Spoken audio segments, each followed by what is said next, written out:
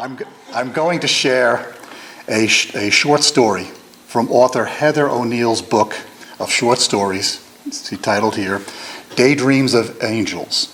Her story that I'm going to relate to you is The Dream Life of Toasters. In the year 2089, due to unprecedented advances in the field of bioengineering, androids were invented and introduced into the general population.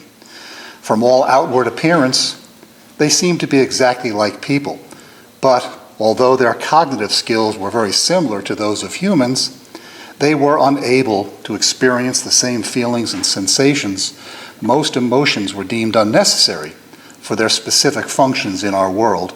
So rather than possessing the regular gamut of human emotions, they were instead endowed with an innate amazement at mathematical problems and repetitive actions. For this reason, to them, working in factories, laboratories, engineering plants was most enjoyable. Because of their contributions, the human workday was reduced to from 8 hours to just 2 hours. Androids, made with their better eyesight than humans so that they could work on the tiniest of computer parts. But a side effect of this provision was that when they looked up into the night sky, they were able to perceive thousands more stars, thousands more configurations and astral phenomenon than the average human eye could ever discern. So when they walked at night, they could not help but look up into the night sky and marvel. In fact, this became the easiest way to tell an android from the general population. Androids were the ones on the streets with their briefcases dangling from their sides as they stared up at the night sky. For this reason, androids were never to be given driver's licenses. They tried it. There were way too many accidents. Their ability to be struck by perfect things was their downfall. In the summer of 2112, a female android named 4F6 stopped on her way home from the pharmaceutical factory and stood looking up at the stars above. As she looked, visions flashed before her. She imagined the stars were a group of ancient coal miners with lamps on their hats being lowered by elevator into a deep, dark hole. Imagining in this way was not typical of robots, but 4F6 had known she was different from other androids for a long time. Once in a rush, 4 years earlier, she had been shoved into the subway tracks by accident. As she hit the rail, an electrical current surged through her. Ever since that time, her electrical currencies have always been too high. She had already experienced some peculiar side effects from her accident. She, for example, was able to turn light bulbs on simply by looking at them. And unlike other androids, she was able to tell what was funny. She was forever explaining jokes to the other androids she worked with, but they couldn't understand them at all. To them, jokes were merely equations with slightly incorrect answers.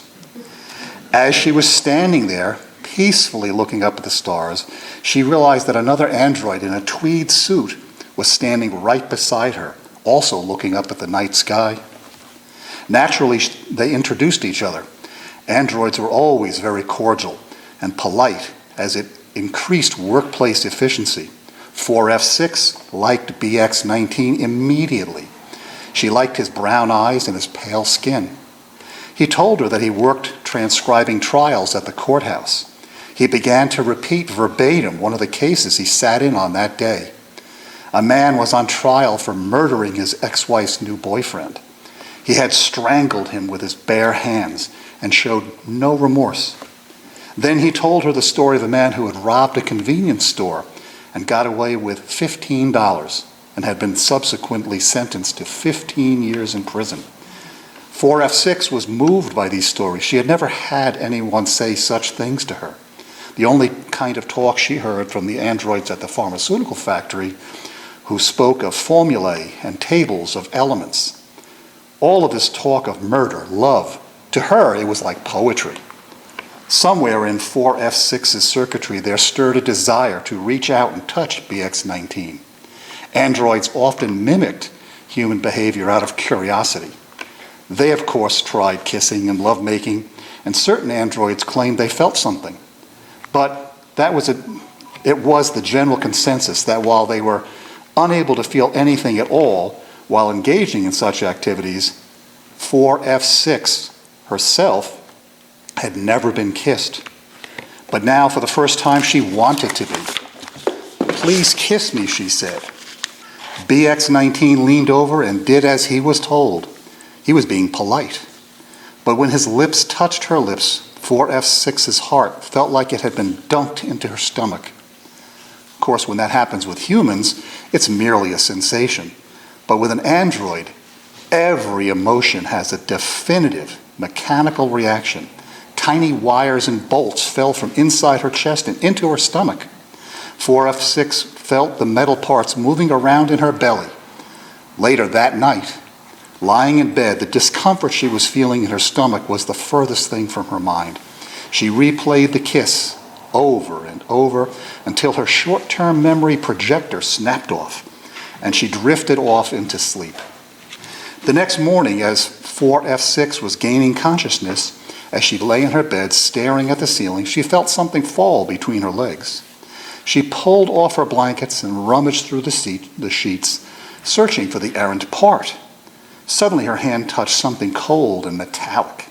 She pushed the blankets away, and wrapped in her bedding was a tiny stick figure. It didn't look human the way other androids did. No skin had been grafted onto it. The little thing looked at 4F6 through the holes in the minuscule bolts that he had for eyes. There was an awful darkness and limitlessness to those eyes. She realized it was her baby conceived from her kiss.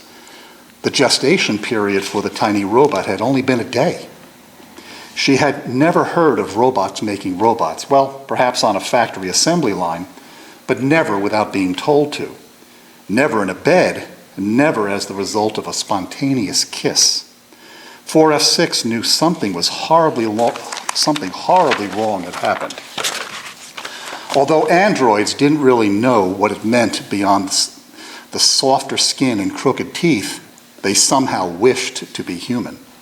Whenever they saw a human, they couldn't help but think, "He invented me." Humans did not know what their origins had been. They believed in God and searched for the meaning of life in the Bible. Androids, on the other hand, had no Bible. The closest thing they had to a Bible was the original grant application requesting funding for robotics research. Every android had a copy of this proposal. It was a bestseller among androids. It said that the applicants of the grant would like to create a robot capable of operating all of man's other inventions, thus reducing the workday. It worked. There was never any debate about the origins or existence and the meaning of life among androids. Now, this baby robot had been created by some unknown force, independent of man. 4F6 knew that this would not be taken lightly. She knew that if the scientists found out about the baby, there would be a mass recall of androids. They would tamper with their insides, making sure that no other android would ever be capable of experiencing love, such as 4F6 had. Because it was love that had created the little spring man, she was sure. They would take away androids' ability to be amazed by stars too. And for good measure, and 4F6 didn't want to be without those parts. Without those things, she would only be an appliance, a machine. She wrapped the tiny robot in a blanket and put him in her briefcase. She called work to say that she would be a little late that day because she was going to stop to the Android service unit to be recharged. She took the bus all the way to the edge of town instead. When the bus reached the end of the line, she walked down an empty street. As she walked, she convinced herself that what she had to do was necessary for the safety of androids everywhere. It was not an easy task, this convincing. 4F6 was programmed to know when to yell, when to whisper, when to fuel up, and when to rest. But in this matter, she was not at all certain that she knew it at all. Had anyone been watching her, they would have seen a woman walking along hastily, as though looking for a street address she was not certain existed.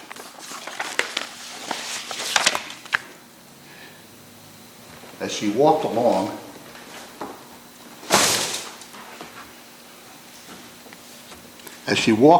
she repeated this to herself as she waited for the bus and boarded it. I'm sorry, I jumped out of place. She had been to the dump before. That's why I flipped it down. She had enjoyed estimating how many pieces of debris were contained in each pile. But she was not interested in that today. She had no desire for calculating. She took the baby robot out of her briefcase and threw it over the fence onto a heap of garbage. She repeated the idea, that's where it belonged, she thought. It was junk, a broken and incomplete thing. She repeated the idea to herself over and over and over as she waited for the bus. She boarded it. Now she returned to work. Several years earlier, she had had her temperature regulator exchanged. In the moments when she laid on the metal gurney, her chest plate opened, the old part removed and the new part not yet installed, she really felt fine and complete. The little wiring thing that had fallen out of her was not even half the size of the temperature regulator. Yet back at the factory assembly line, she stood making calculations on her clipboard. She had the sensation of being empty.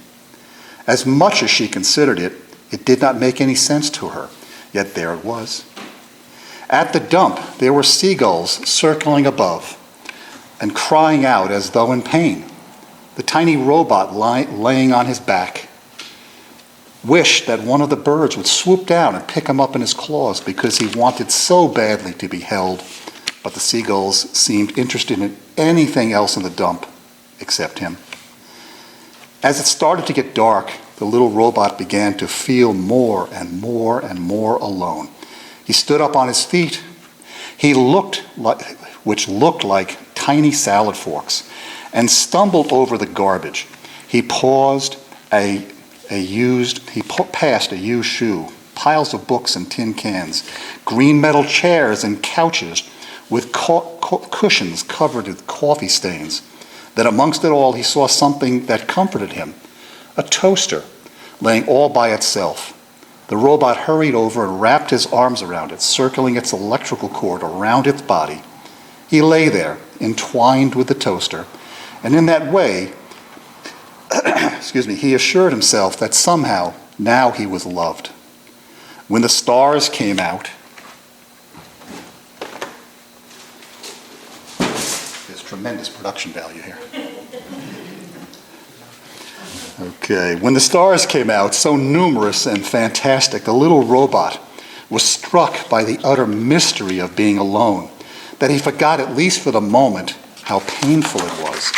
As he gazed up at the stars, he was struck by quizzical thoughts that he alone could articulate, that they might take the form of such words as, where am I? How big is the universe? Why am I me and not someone else? Although androids all over the world were coming up with infinite complexity of answers, the little robot was the first to ask a question. Now, I'm going to give him a little better spot up here and move into another part of that's where it's supposed to go. Oh, it's supposed to fall? It's supposed to fall. Okay, sorry. All right. So, I tell you, this guy, now I'm going to move into the next part here and a little bit of my own thoughts and weaving things together. And clearly, he looked at my notes. Following him's bad enough, but, okay. So we shared some verses. They're all good. I take a slightly different spin on them. You know what? I just realized you use the same font. I know. This guy, 3,000 miles away, and he's coordinated. All right. Wow. Our little baby android has inspiration. He has big questions. Just as,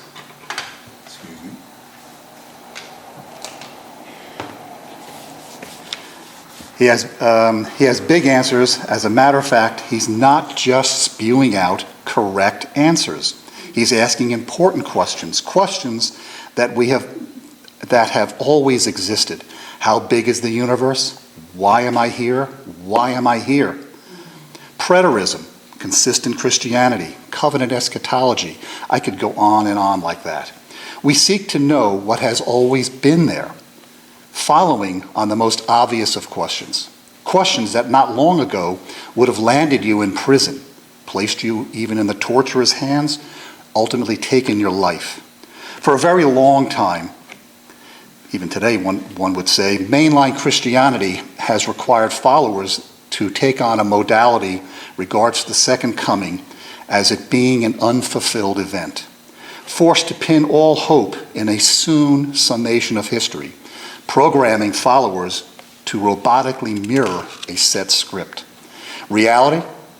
Strip away rote learning, strip away modern conventions, strip away a from my point of view interpretation, and slip as best we can into the intended audience's point of view, to those to whom the Bible's books and letters were, in fact, written. Audience relevance. I know we've all heard of it. Here's one particular point of view. For a moment, we're going to take a look into the eyes of a character. In the front sections here, Lord, you have one there, and behind you, Pastor, is one there. Pass this on back. You're staring into the eyes of a character. Pass them on back. A modern artist has captured the face of a Roman soldier who I'm going to say is in a life-changing moment. Today we'd call it PTSD. He's now spent years in service. Lastly, in a siege of Jerusalem, he's now fought his way into the very heart of the great city. He, like it or not, is now a part of God's plan. Jesus promised not one stone would be left on another. One of the ancient world's 7 wonders, may it be a Greek, may it be a Roman, they all, if you had the money, you put this on your bucket list. This great and wonderful temple of the Jewish God. But now, the city, the homes, the shops, that very temple are all become the precincts of death, pools of blood, the stench of burning flesh, destruction, ruin, like the end of an age. The soldier has said to us, quid facimus? What have we done? He has no understanding of our Savior's prophetic words. He only sees the horror in Matthew 23:35a. And so upon you will come all the righteous blood that has been shed on earth. I'll come back to this shortly. Circling back to my previous words, the term consistent Christianity. What do preterists seek to be? Consistent. We don't always manage it, but I feel most try very hard. Backed into the events of AD 70 from a point of view of an observant, studious Jew. Not this fella. A Jew who understood what Jesus said in Luke 23:28 to women weeping for him.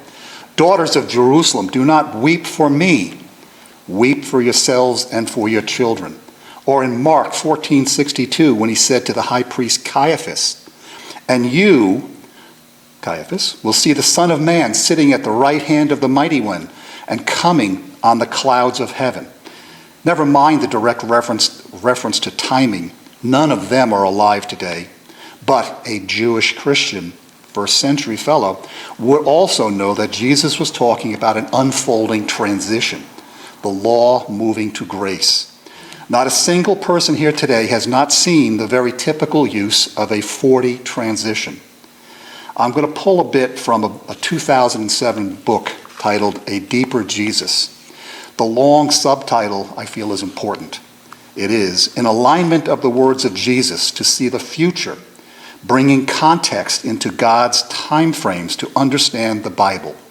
This was written by G.W. Kessler. He says, let's look at this number 40 for a second. Satan tempted Jesus after a fast of how many days? Matthew 4:2. Jesus, after fasting for 40 days, shows Satan who the real ruler of earth is. How many days did it rain in the story of Noah?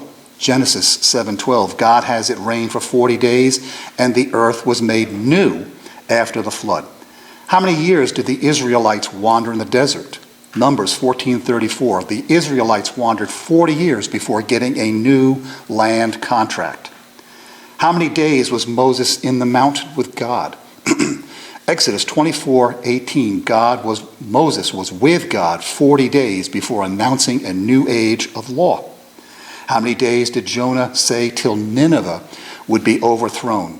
Jonah 3:4. Nineveh would have been trashed after 40 days if they had not had a spiritual transformation. They did. How many days did Jesus spend talking about the kingdom of God after he rose from the dead? Acts 1:3. Jesus was proclaiming a new age for 40 days after his resurrection. Are we seeing a pattern here? Each occurrence of 40 comes before a period of transition. There are many more examples of this transition of 40 in the Bible, so great analysis here from a deeper Jesus. I'll start to bring this around here. I will start this wrap up with a reality check. It is clear that any observant Jewish Christians would have recognized what was happening all around them. When did the law start to transition to grace? We take AD 70, subtract 40 years, and that drops us in at AD 30, and events that we all know very well. We see a ministry beginning about AD 30. Matthew 4:12. When Jesus heard that John had been put into prison, he withdrew to Galilee. We then see Luke offering an announcement. It's the end of the law and the start of grace. We read in Luke 16:16, the law and the prophets were proclaimed until John. Since that time, the good news of the kingdom is being preached and everyone is forcing their way into it. Yes, transition is now in full swing. Jesus began his ministry moving ever closer to his death on the cross 3.5 years later. There is another entire discussion of the meaning of those 3.5 years, or call it half a week. That's for another time. What do we see recorded for us? In AD 30, we see the law and the temple are in full power, followed soon by Jesus declaring it no better than a tomb. The temple and the law are now going to reduce in effectual power. But in a new year, call it AD 31, it was still standing there in white marble splendor. Now, of course, Ward has dug deep into my notes. The stage is set for our Savior's words in Matthew 23:27 through 38. This will sound very familiar. Woe to you, teachers of the law and Pharisees, you hypocrites! You are like whitewashed tombs, which look beautiful on the outside, but on the inside are full of dead man's bones and everything unclean. Verse 28, in the same way, on the outside you appear to people as righteous, but on the inside you are full of hypocrisy and wickedness. 29, woe to you, teachers of the law and Pharisees, you hypocrites! You build tombs for the prophets and decorate the graves of the righteous. 30, and you say, if we had lived in the days of our forefathers, we would not have taken part in the shedding of the blood of the prophets. Yeah. 31, so you testify against yourselves that you are the descendants of those who murdered the prophets. 32, fill up then the measure of sin of your forefathers. You snakes, you brood of vipers, how long will you escape being condemned to hell? 34, therefore I am sending you prophets and wise men and teachers. Some of them you will kill and crucify, others you will flog in your synagogues and pursue from town to town. 35, so upon you will come all the righteous blood that has been shed on earth, the blood of righteous Abel, to the blood of Zechariah son of Berechiah, whom you murdered between the temple and the altar. 36, I tell you the truth, this will all come upon this generation. 37, O Jerusalem, Jerusalem, you kill the prophets and stone those sent to you. How often have I longed to gather your children together, as a hen gathers her chicks under her wings, but you were not willing. 38, look, your house is left to you desolate. With that, he declares that man's actions have rendered the law's purpose complete, unfulfilled, but complete. He declares the human system that supports it a walking corpse. The vineyard owner has returned and is about to remove the hedge of protection. We all know Matthew 21, 33 through 46. I'm going to read just two verses, 40 and 41, so you can see what the managers of the temple knew fully well was awaiting them imminently. Verse 40, when the owners of the vineyards returns, Jesus asked, "What do you think he will do to those farmers?" Verse 41, the religious leaders replied, "He will put the wicked men to a horrible death and lease the vineyards to others who will give him his share of the crop after each harvest." Now the transition is well underway. Grace will prevail, but for those tenants, those farmers, specifically those managers of the temple, it will be terror. Terror brought on by this guy, and he's experiencing it.